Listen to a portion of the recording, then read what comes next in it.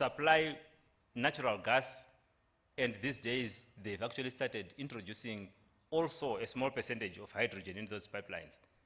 And they are, in other words, they are distributing this hydrogen to the various places. Pipeline can be one thing, but we can also carry hydrogen in the same tankers, like we see the carrying hydrogen, carrying diesel or carrying petrol, carrying ammonia.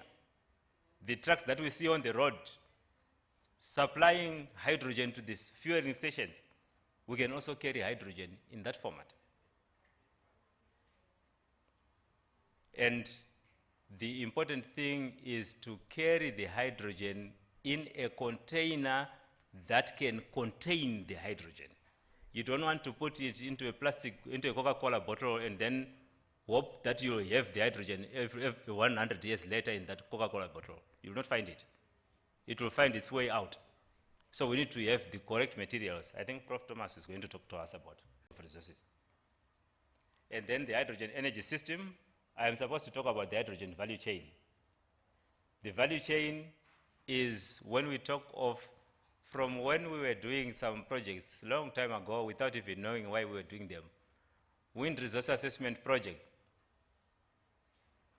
We have done and measured wind at various heights, various places, and collected a lot of data and so forth, analyzed, maybe produced even master's, PhD students and so forth using that.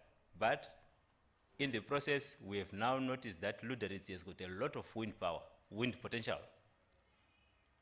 And that resource identification, from resource identification to desalination of the water, to electrolysis to produce hydrogen, its storage, its distribution, and the byproducts in between. Even storage of hydrogen is very difficult because this gas is the gas that wants to escape from you. The moment you make it, it wants to escape from you. It wants to run away. If you are in the room temperature, in the room atmospheric pressure like this, if you produce it here, it wants to run away from you at 34 meters per second. And there's no time. Many people think that, oh, once we make hydrogen, it will explode and we'll die.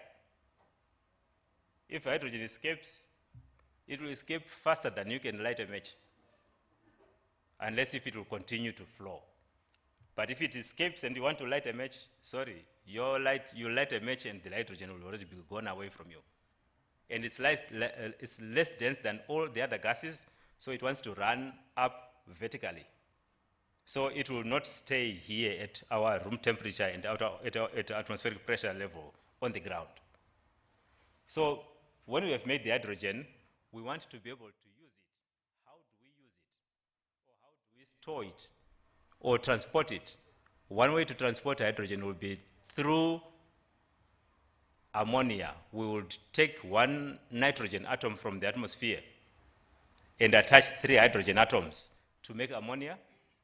And then ammonia can be made into a liquid at a temperature of about minus 33 degrees Celsius. If you wanted to make hydrogen into a liquid, you would need minus 230-something degrees Celsius. Sorry, I don't have the actual figure, but it's minus 230-something degrees Celsius. Minus 200? Minus 253, so 20 Kelvin. And this would require a lot of energy, which we do not have. So it's better, sometimes it will actually be better to transform it into hydrogen, into ammonia, and then transport it. I think I've seen trucks on the road carrying ammonia here in Namibia. So this is a technique that is known how to carry this hydrogen from one place to the other as carried by ammonia in this process. And once this is now distributed, what do we use the hydrogen for? Ammonia itself, so that you can cook your food using hydrogen. How many people would benefit from that? I think everybody eats food. We look at energy generation, like I said. If we needed base load power, we could use hydrogen as the storage. Please, when my time is close, let me know. We look at gas turbines. You could also burn the hydrogen. We look at mobility. You can burn hydrogen in a combustion engine. At the moment, it's usually dual fuel, where you have your diesel and you introduce another injector. So you have two injectors, one injecting diesel, the other one injecting hydrogen. And these are mixed together in the chamber, in the cylinder, and then you explode the two together. That's a dual fuel. And this is already being used in trains, in these big haulage trucks, in ships. You can use the hydrogen itself as pure hydrogen, but now through a fuel cell, change it back to electricity and use it in an electric vehicle. I think many people are interested. Now we have a few electric vehicles in Namibia. How many, by the way? 3? 60. Oh, we are moving fast. So we now have 60 electric vehicles. But these electric vehicles, when you travel and the battery gets depleted, you will need to recharge for at least 3 hours. If the electricity was being produced because of fuel cell supplied by hydrogen, then you would need less than just a few minutes to recharge. So you would not feel the urge or the desperation to say, if I travel this, what then do? I have to wait for 3 hours for it to recharge. So hydrogen can be used also in mobility. I think these slides are talking about the same thing, what we do and how we utilize it for industry. There are various of these. I wanted to just also highlight this picture here is a very interesting picture. It interests me because it talks about hydrogen treatments. So the medical field, we look at obesity, inflammation, ulcers, skin disorders, infections, cancer, proliferative diseases, and so forth.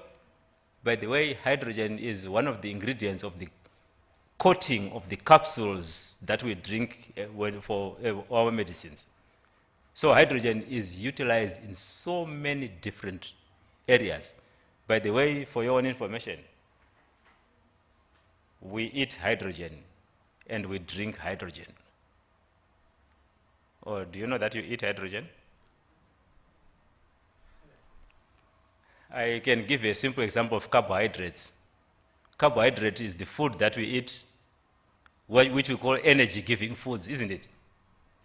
Carbohydrates, carbon, hydrogen, and oxygen. That's what makes carbohydrates. So every time from birth to death, we are taking in carbohydrates, food, energy-giving. And we don't care about the carbon, sorry to say, but carbon helps us to store the hydrogen and keep it. We don't care about the oxygen in that case also. But our bodies are made in such a way that the temperature of the body and the pressures inside are sufficient to supply the energy needed to break the carbon from the hydrogen and from the oxygen. And when we breathe in the oxygen, it joins up with the hydrogen and releases a lot of energy. Some of the oxygen it joins up with the carbon, and then we breathe it out as carbon dioxide. And when it joins with the hydrogen, we breathe it out as water. So we have been eating hydrogen all along. We have a lot of hydrogen, 70% of water, our bodies. So it's not a new thing that we talk about hydrogen as an energy fuel. We need the fuel, our cars will need the fuel, and so forth. Like I said, I picked a number of these value chain descriptions. So I'll not go through this description on this one at this moment. I just wanted to highlight that the energy system, there's global energy demand. I'm not the one who made this slide or this figure. It indicates the exponential growth that is expected of the need for hydrogen as a fuel. I'm not getting into a lot of detail. I just wanted you to see that from 2015, 8 exajoule, by 2050, 78 exajoule are expected. Milestones: by 2030 in transportation, 1 in 12 cars in Germany, Japan, South Korea, and California are expected to be powered by hydrogen. These are not my figures. I just extracted them from the publication, and the publication is indicated here for anyone who wants to follow it. Globally, 10 to 15 million cars and 500,000 trucks are expected to be powered by hydrogen by 2030.